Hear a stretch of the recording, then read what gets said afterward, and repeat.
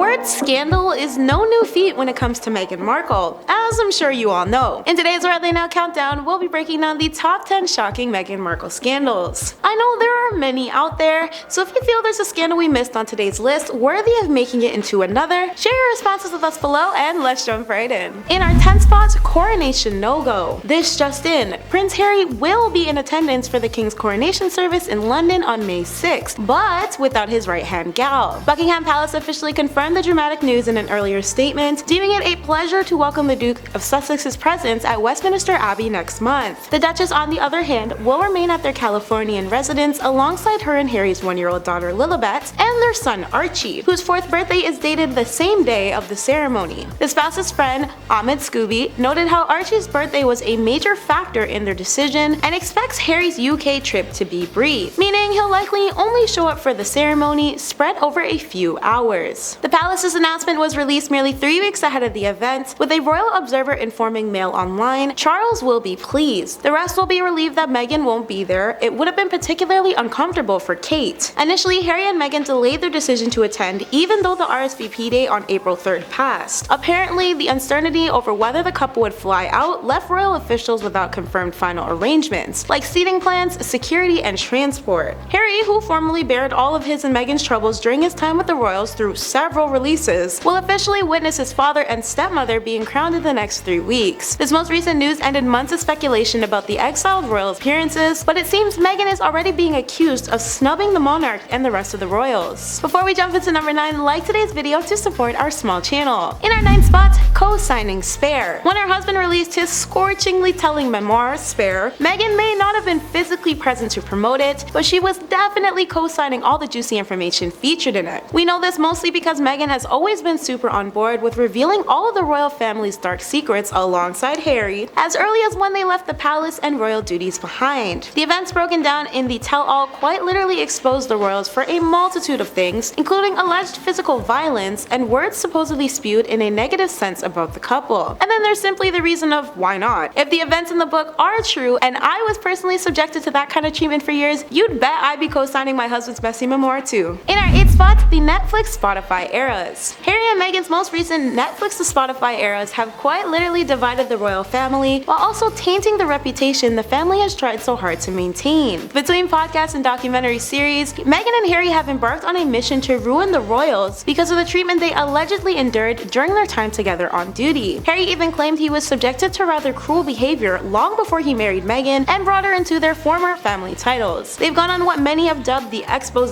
tour to pretty much prove their initial points, and while many have berated them for this, the couple saw tons of praise from royal fans and supporters who have stuck by their sides even after their exit. In our 7th spot, leaving Harry's inner circle. In the midst of separation rumors and her supposed lack of support for Harry's Spare promotions, Meghan was also reportedly looking to publicly detach herself from her husband, including expanding her social circle. According to the magazine which published the OG claims, Meghan formulated a list of people she desired to reconnect with and wrote Harry out of the rumored events. And apparently Harry was not happy with his wife's decision, as the report stated he was allegedly feeling out of sorts over it. The publication further noted Harry's American friends being considerably smaller in comparison to Meghan's, so it would be a major change for him to separate from Meghan after they maintained such a unified front over time. The shift was considered huge for Harry because he was supposedly forced to follow Meghan's advice, but he also added how much good they'd get from spreading their wings a little. In our 6th spot, Harry's puppeteer. As per royal experts and Prince Harry's biographer,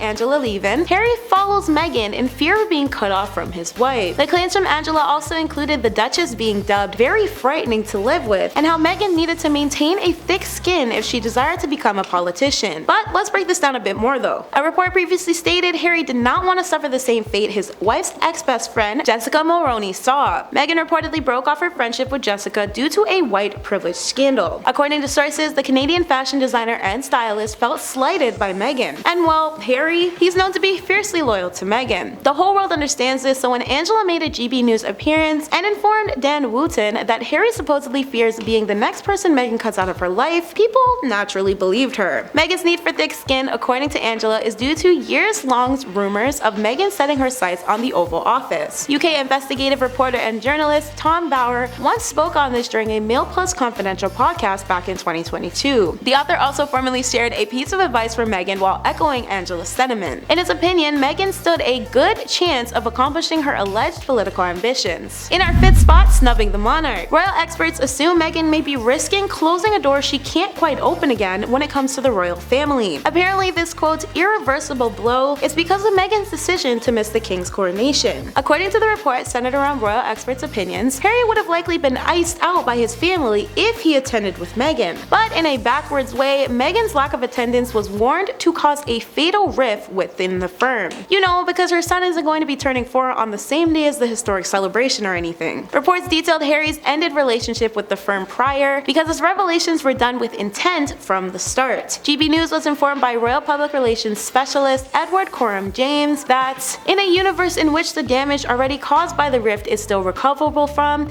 at least in part, a no-show would be fatal, both in the public perception as well as within the family itself. It risked drawing out the conflict over the long term. Edward added how Meghan's refusal to join the festivities would draw as much, if not more, media attention. In our 4th spot, no royal return. King Charles III and Meghan once shared a tight-knit bond, with the former giving her an endearing nickname to what they are now, pretty much nothing but in-laws. Even though tensions have remained present at the head of Meghan and Harry's royal relations, the couple once held sweet relationships with their UK counterparts. So of course, Meghan built a rather strong one with Charles. Then the couple disclosed intimate insight into their lives behind the palace's walls, and alongside several allegations, the pair claimed the family planted and leaked stories as a way to ruin their public image. This strained their ties within the family, given everything. However, even with the controversial secrets, we also saw a painted picture that showed a much more unified family that was all cool. In fact, on several occasions, Meghan penned about just how close she was with Charles, which may play into his reported disappointment over her absence for his upcoming coronation. In January 2020, the Duke and Duchess stepped down from their titles and relocated overseas. And well, we all know what happened in the events that followed. After the confirmation that Meghan will not be in attendance during the UK celebration next month, commentary has spun into what lies next for Meghan. Express.co.uk's royal editor Emily Ferguson once said, "Meghan's absence speaks volumes. Her unwillingness to sit through the 2-hour service and support her in-laws on one of the most important days of their lives marks the final point in her royal journey, and there's no way back from here." In our 3rd spot, ignoring protocol. Remember when Meghan was accused of not bowing to the Queen? You know, that debate that swept social media on whether or not she paid her respect to the late monarch? Yeah, well, it was a blink and you might miss the proof moment. Being quite literally freshly married into the royal family, Meghan was expected to curtsy to those of higher power than her in the kingdom. But there were tons of speculations from viewers who watched the then royal wedding who questioned if she bent her knee to the former Her Majesty. Most popped off on Twitter in regard to Meghan's alleged etiquette faux pas. Royal biographer Ingrid Seward once mentioned how the bride and prince were requested to curtsy and bow to Elizabeth following the ceremony's national anthem portion. However, people claim they didn't see it occur. In the end, it was actually a faulty camera angle that panned out to a bird's eye view, proving the gesture was just difficult to spot. Since then, Meghan has always been captured doing her diligence to the Queen, specifically for the very first time during a 2017 Christmas Day service in Norfolk. In our 2nd spot, family turned against her. Meghan's own sister formally betrayed her in the media, and if you don't believe me, Samantha Markle once said this herself. "I worked in media most of my life and in broadcasting, so because my sister is suddenly royal isn't grounds for me to stop doing all of that. Let's face it, we all have to survive. Money makes the world go round, so if you want to call that cashing in, that's fine. But I think no one in the media would refuse a paycheck for talking about a royal, and as a family, we're not subjected to royal protocol. Why would I stop living because we have a family issue going on?" Basically, she stated she didn't regret blasting the royals and her sister's former life.